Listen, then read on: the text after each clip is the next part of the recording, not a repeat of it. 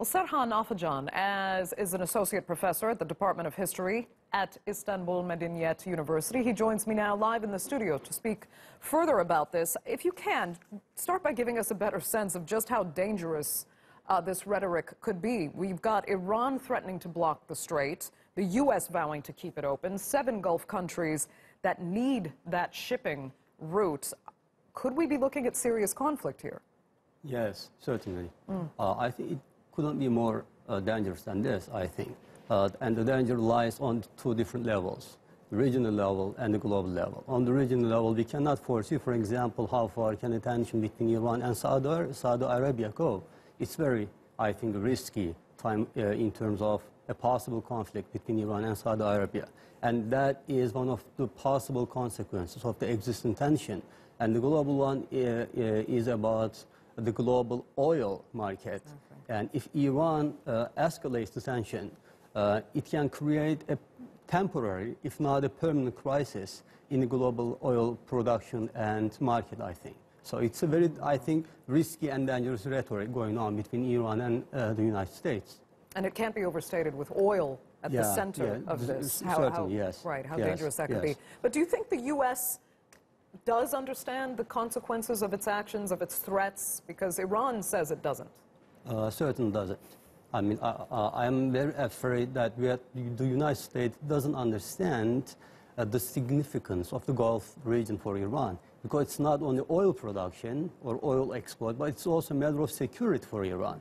And Iran says it is a matter of security, and that we cannot make any compromises about our security, because it's not, as I said, only about the oil production. So I'm very afraid that the United States doesn't understand the consequences of the existing rhetoric and the existing conflict between Iran and the U.S.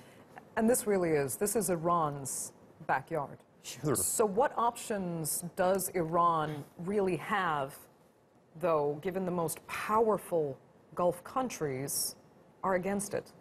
Well, I think Iran's options very much depend on the degree of the threat they perceive from the United States. If the conflict and the threat coming from the U.S. stay as they are, Iran will push for the JCPOA or the nuclear deal to survive by relying on the European countries and by relying on China and by relying on Russia, certainly. But if the U.S. keeps on pushing Iran further, then the revolutionary guards in the Gulf region can directly assault and attack on the American ships and maybe other ships carrying the oil to the international oil market. Let's look at the better case scenario then. How does this de-escalate? De-escalate, I think the European countries should take more initiative and to de-escalate tension between Iran and the United States. And this is Iran's main expectation from European countries. They say, look, I mean, we are still in the deal, despite the U.S. withdrawing from that. So we want the deal to survive. And as long as this deal survives, they expect that will not create a crisis, security crisis for Iran. But if Iran, at some point, be convinced that this deal doesn't work anymore, then we can expect anything.